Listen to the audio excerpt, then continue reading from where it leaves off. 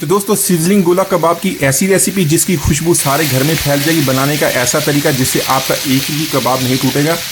बनाने में बहुत ही आसान है, बिल्कुल रेस्टोरेंट स्टाइल में इसको बनाएंगे। तो चलिए इसको बनाना शुरू करते हैं।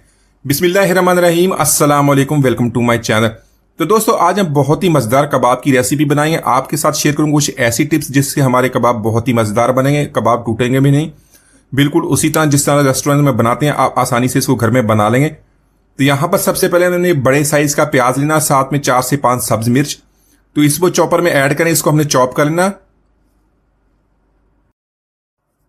तो यहां पर प्याज को, सब्ज मिर्च को हमने चॉप कर लिया। इसी तरह इसको इस स्ट्रेनर में डालें, एक मलमल का टुकड़ा ले लें, उसमें अच्छी तरह इसको प्रेस करेंगे। इसके अंदर से एक्स्ट्रा पानी है उसको निकाल देंगे।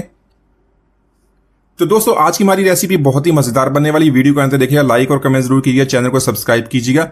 तो यहां पर देख लें मैंने जो इसका एक्स्ट्रा पानी निकाल दिया, इससे जो हमारे कबाब हैं टूटेंगे भी नहीं, इसके अंदर से बिल्कुल सॉफ्ट बनेंगे। तो इसी तरह इसका थोड़ा सा फ्रेश मसाला बनाएंगे। इसके लिए थोड़ी सी मैंने जावित्री ली है, साथ में जायफल और साथ में लिए कबाब चीनी। कबाब चीनी देख लें इस तरह काले रंग के दाने होते हैं, ये काली मिर्च की तरह के होते हैं लेकिन थोड़े से मुख्तलिफ होते हैं। तो इसी तरह अगर आपके पास कबाब चीनी नहीं है तो आप इसकी जगह काली मिर्च का इस्तेमाल कर सकते हैं। यहां पर इन सारे मसालों को हमें अच्छी तरह पीस लेना। पीस लेने के बाद इसको पाउडर बना लेंगे। पाउडर बनाने के बाद इसको बाद में हमें इस्तेमाल करना है।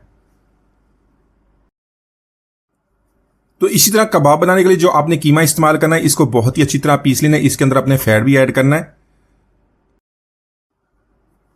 तो कीमे को अच्छी तरह पीस लेने के बाद आपने इसको 1 घंटे के लिए इसी तरह फ्रिज में रख देना। देखें यहां पर इसकी कंडीशन बहुत ही अच्छी तरह, बिल्कुल रुई की तरह नरम और मुलायम हो गया और जिसके अंदर फैट थी वो भी बहुत ही अच्छी तरह इसके अंदर मिक्स हो गई। तो इस तरह हमारे जो कबाब हैं बहुत ही जूसी बनेंगे।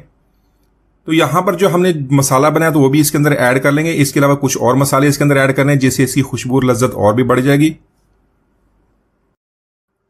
तो इसी के साथ 1 टीस्पून हमने सफेद जीरा लिया, इसको हल्का सा रोस्ट करने के बाद इसको पीस लिया। इससे इस तरह बहुत ही जबरदस्त खुशबू आती है। साथ में 2 टीस्पून हमने धनिया का पाउडर लेना है, उसको भी फ्रेशली हमने पीस लिया है। जीरा और धनिया आपने इसी तरह फ्रेशली पीस के इस्तेमाल करना है, उससे बहुत ही प्यारी खुशबू आएगी। 1/2 टीस्पून यहां पर हमने काली मिर्च का पाउडर लेना है। 1 टीस्पून लेंगे पिसी हुई लाल मिर्च, 1 टीस्पून कुटी हुई लाल मिर्च और 1 टीस्पून लेंगे गरम मसाला पाउडर। तो मिर्च आप अपने टेस्ट के मुताबिक कम या ज्यादा कर सकते हैं। इसके अंदर हमने सब्जी मिर्च का भी इस्तेमाल किया है, इसलिए लाल मिर्च का हमने कम क्वांटिटी ऐड की है। इसी के साथ 1 टेबल स्पून लहसुन अदरक का पेस्ट इस्तेमाल करेंगे। लहसुन अदरक का पेस्ट जो हमने बनाया इसको ताजा फ्रेश इस तरह पीस लें, इसके अंदर पानी नहीं होना चाहिए। साथ में जो हमने प्याज और मिर्च को पीस लिया तो वो भी इसके अंदर ऐड करेंगे। तो प्याज और मिर्च को अपने ऐड करने से पहले इसका जो पानी अच्छी तरह निकाल देना है। तो यहां पर कबाब को चटखारेदार बनाने के लिए हमने आधा लीमू लिया, उसका जूस निकाल के इसके अंदर ऐड कर लेंगे। तो कबाब की बाइंडिंग के लिए यहां पर हमने चने का आटा लिया, भुने हुए चने, उसको अच्छी तरह पीस लिया, उसके 2 टेबल स्पून ऐड कर लेंगे। तो अगर आपके पास भुने हुआ चना नहीं है तो उसकी जगह पे आप ब्रेड के स्लाइसेस हैं उसको अच्छी तरह पीस के इसके अंदर ऐड कर सकते हैं। तो यहां पर 2 टेबल स्पून चने का आटा ऐड कर लेंगे। तो इसी तरह कबाब बनाते हो, अगर आपके कबाब टूटते हैं तो आप इसके अंदर 1 टेबल स्पून चने का आटा और भी ऐड कर सकते हैं। साथ में 1/2 टीस्पून हमने मीठा सोडा ऐड कर लेना है। मीठा सोडा जो हमारा है इससे कबाब बहुत ही सॉफ्ट बनेंगे। नमक हमने 1.5 टीस्पून ऐड कर लेना, अपने टेस्ट के मुताबिक इसको कम या ज्यादा कर सकते हैं। इसी के साथ इसमें ऐड करेंगे बारीक कटा हुआ सब्ज धनिया, इससे टेस्ट बहुत ही जबरदस्त बनेगा। तो यहां पर इन सारे मसालों को हमने बहुत ही अच्छी तरह मिक्स कर लेना। आपने इसको अच्छी तरह 2 से 3 मिनट तक मिक्स कर लेना ताकि सारे मसाले, उनका फ्लेवर अच्छी तरह इसके साथ मिक्स हो जाए। तो अच्छी तरह मिक्स करने के बाद इसको कम से कम 1 घंटे के लिए हमने फ्रिज में रखना है। तो फ्रिज में रखने से ये अच्छी तरह इसकी जो बाइंडिंग है वो भी अच्छी तरह हो जाएगी, मसालों का फ्लेवर अच्छी तरह मिक्स हो जाएगा। इसी तरह गोला कबाब की रेसिपी बनाते हो, अगर आपने जो गोश्त इस्तेमाल किया, जो कीमा इस्तेमाल किया, उसके अंदर फैट या चर्बी नहीं है तो आप इसके अंदर 1 टेबल स्पून जो है देसी घी का ऐड कर सकते हैं।